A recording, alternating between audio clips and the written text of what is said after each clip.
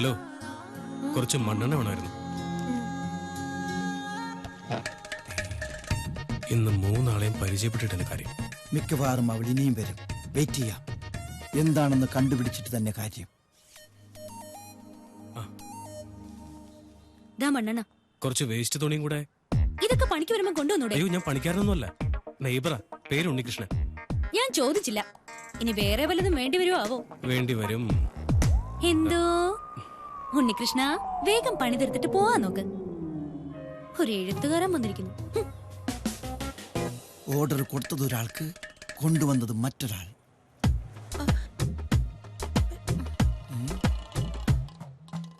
അകത്ത് പോയവളെ കാണുന്നില്ലല്ലോ.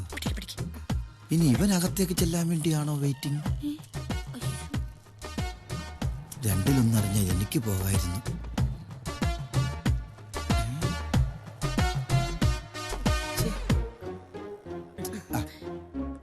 വെറുതെ അയ്യോ പരദൂഷണോ ആപ്പോഴെങ്കിലും പോരാഞ്ഞിട്ട് ഒളിച്ചോടാൻ തുടങ്ങണോ? അല്ല വരാതി. അയ്യോ അയ്യോ, എന്റെ കണ്ണിന് കണ്ണിന് മുളക് പൊടി പോയേ. ആരെങ്കിലും വെള്ളം ചായോ? ഫയർഫോഴ്സിനെ വിളിക്ക്. അയ്യോ, ഫയർഫോഴ്സിനെ വിളിക്കാൻ. പോകുന്ന പോക്ക് കണ്ടില്ലേ? നിലാവത്ത് അഴിച്ചുവിട്ട കോഴിയെ മാതിരി. കൊറേ നാളായി അവനോട്ടൊരെണ്ണം കൊടുക്കണോന്ന് വിചാരിച്ചിട്ട്. ഈ നാറിയാ നമ്മുടെ പോസ്റ്റൊക്കെ രാത്രിയിൽ വലിച്ചേറി കളയുന്നത്. ഏതായാലും കൊറേ കാലത്തേക്ക് അവന്റെ ശല്യം ഉണ്ടാവില്ല, ഉറപ്പാ. ബസ് കിട്ടാത്ത തിരിച്ചു വന്നത് അവന്റെ യോഗം, മുളക് യോഗം. ഡാ, എന്താ അവിടെ? മണ്ണെണ്ണ എടുക്കാനാ. എന്നാ കിട്ടിയേക്ക് പൊക്കൂടെ? ഓ ദാണ്ടെ. നമുക്ക് വീട്ടിൽ പോയി ചായ നല്ല കടിയൊക്കെ കുടിച്ച് സ്വസ്ഥമായിട്ട് സംസാരിക്കാം.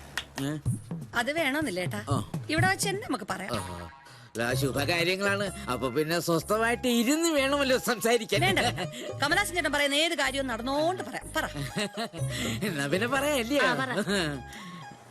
മിടുക്കൻ, അതിലുപരി ദൈവവിശ്വാസി, വിവാഹിതൻ, തന്റേതല്ലാത്ത കാരണങ്ങളാൽ ഒരു കുട്ടി ഉണ്ടായിപ്പോയി. അയ്യോ, അത് കൊള്ളാലോ. നിയമപരമായി ബന്ധം വേർപെടുത്തി ഫ്രീ ആയിട്ട് ഇപ്പൊ 10 വർഷമായി. വിമല എന്ന് കേട്ടപ്പോ ഒറ്റ പിടുത്തവാ, പിന്നെ വിടുന്നേ ഇല്ല.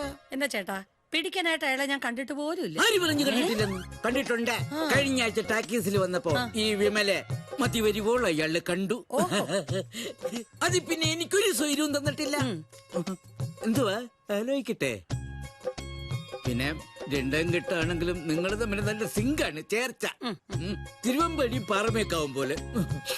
തൽക്കാലം തിരുവമ്പാടി അവിടെയും പാറമേക്കാവ് ഇവിടെയായിട്ട് നിൽക്കട്ടെ കേട്ടോ. അല്ല പിന്നെ പോലെ പോയല്ലേ, അങ്ങനെ അങ്ങ് പോയാലോ. കമലാസ് ചേട്ടാ, ഒരുപാട് ജോലി ഉണ്ടെന്ന് ചെന്നാട്ടെ. എനിക്കങ്ങനെ പോകാൻ പറ്റുമോ?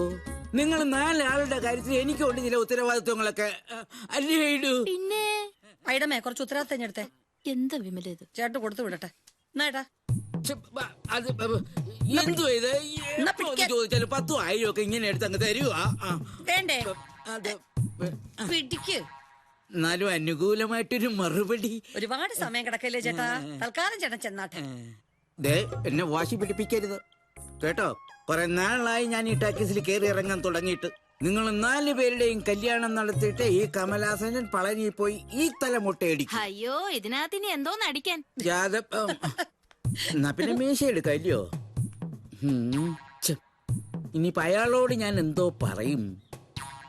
ഈ പേരും പറഞ്ഞ് 4 ദിവസമായിട്ട് 4 ഫുൾ ചിക്കനും അടിച്ചിട്ട് നിക്കുക. അയ്യോ, ഇതുങ്ങൾ എന്നെ കൊല്ലും.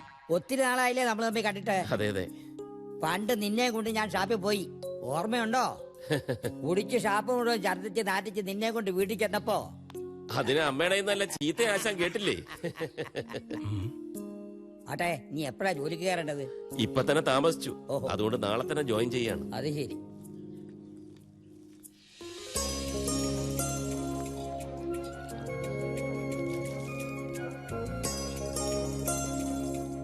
വേണു നാട്ടിലെത്തിയ വിവരം വിമല അറിഞ്ഞോ? ഇല്ല. ഇപ്പോഴും ഈ മനസ്സിൽ വിമലയാണെന്ന് എനിക്കറിയാം. ഒരു ഗ്രൗണ്ട് സപ്പോർട്ടായി. മനസ്സിൽ പരസ്പരം ഇഷ്ടമുണ്ടായിരുന്നിട്ടും ഒന്നിച്ച് ജീവിക്കാൻ കഴിയാത്തവരാണ് ഞങ്ങൾ. വിമലയുടെ മനസ്സറിയാവുന്നതുകൊണ്ട് ഞാൻ നിർബന്ധിച്ചതുമില്ല. വേണ്ട ആശാനെ, ഞാൻ പോവുക. വീട് വൃത്തിയാക്കാൻ ഒരാൾ വരാമെന്ന് പറഞ്ഞിട്ടുണ്ട്. ഞാൻ ഇടയ്ക്കിടയ്ക്ക് വരാം. വരണേ, വരാതിരിക്കരുത്. വരാം.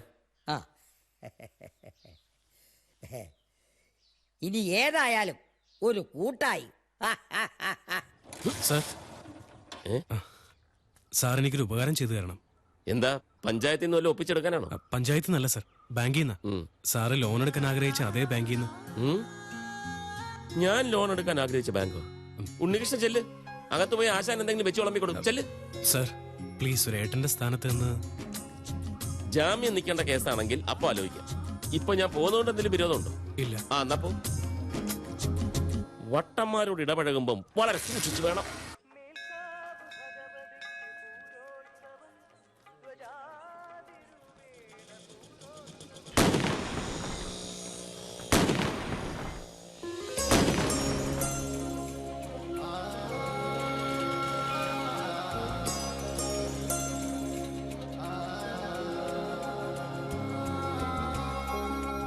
സംശയിക്കണ്ട, വേണുഗോപാൽ തന്നെയാണ്.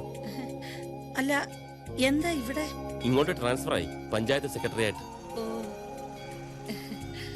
വളരെ വൈകിയാണെങ്കിലും സ്വന്തം നാട്ടിലേക്ക് വരാൻ പറ്റി. ഇനിയിപ്പോ നമ്മുടെ നാട്ടുകാരെയും ഇഷ്ടപ്പെട്ടവരെയൊക്കെ എപ്പോഴും കാണാമല്ലോ. ഇന്ന് മിഥുനമാസത്തിലെ കാർത്തികയ, വിമലയുടെ ജന്മദിനം. വേണ്ടപ്പെട്ടവരുടെ വിശേഷ ദിവസങ്ങൾ നമുക്കൊരിക്കലും മറക്കാൻ പറ്റില്ലല്ലോ. അല്ല, തനിച്ചാണോ വന്നത്? അനിയത്തി കുട്ടികള് വീട്ടിലുണ്ട്. എന്റെ പിറന്നാൾ പ്രമാണിച്ച് സദ്യ ഒരുക്കുക. അവരൊക്കെ എവിടം വരെയായി? ഗംഗ PG കഴിഞ്ഞു. ഓ. Yamuna degree final. Unnimaya degree first year. സാറേ വല്ലം തരണേ. കൊടുക്കല്ലേ വേണു? ഇയാള് പാവാന്ന് വിചാരിച്ച് ഞാൻ വല്ലപ്പോഴും വല്ലതും കൊടുക്കുമായിരുന്നു. കഴിഞ്ഞ ആഴ്ച നമ്മുടെ ആ സ്കൂളിന് മുമ്പിൽ നോക്കിയപ്പോ ഇയാള് കുടിച്ച് പൂസായിട്ട് ഇതാ ഇങ്ങനെ കിടക്കുക. ഒപ്പം വിശന്ന് തളർന്ന് 2 കുട്ടികളിരുന്ന് കരയുന്നു. സ്വന്തം മക്കളെ നോക്കാത്ത ഇവറ്റകൾക്കൊന്നും ഒരു വക കൊടുത്തു പോരുത്. ദുഷ്ടൻ. പോടോ, മെയ്യാണെങ്കിൽ പണിയെടുത്ത് മക്കളെ പറ്റാൻ നോക്ക്. പോടോ, മിഴിച്ചു നിൽക്കാതെ. മേലി പരിസരത്ത് കണ്ടുപോരുത്, ജന്തു. സോറി വേണു, ഞാൻ പറഞ്ഞതല്പം കൂടിപ്പോയോ? ഏയ്, ഒട്ടും കൂടിയിട്ടില്ല. എന്നാ ഞാൻ ചെല്ലട്ടെ. ഓ. ഇപ്പൊ പിള്ളേർ അടുക്കള മറിച്ചിട്ടിരിക്കായിരിക്കും.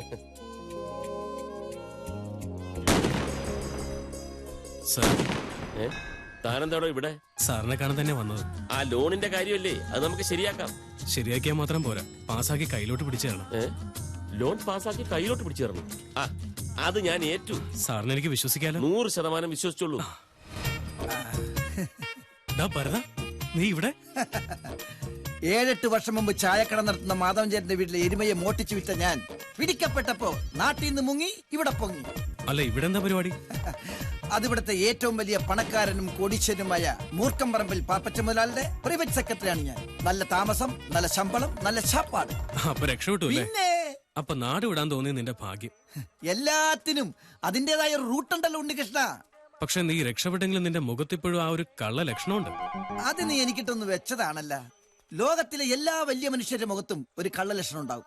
അതൊക്കെ പോട്ടെ, മഹാരാജ ടാക്കീസിലെ 4 ലേഡീസുമായിട്ട് നിനക്കെന്താ അടുപ്പം? ഞങ്ങള് നൈബേഴ്സ് അല്ലേ?